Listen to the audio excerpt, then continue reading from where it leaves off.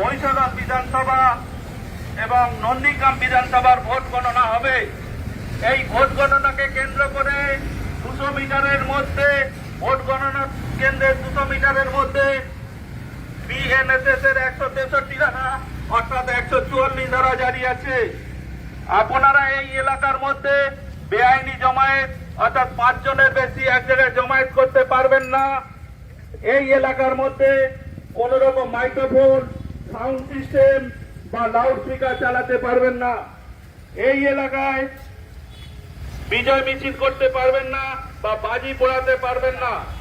এই এলাকার মধ্যে আপনারা ড্রোন ইউজ করতে পারবেন না।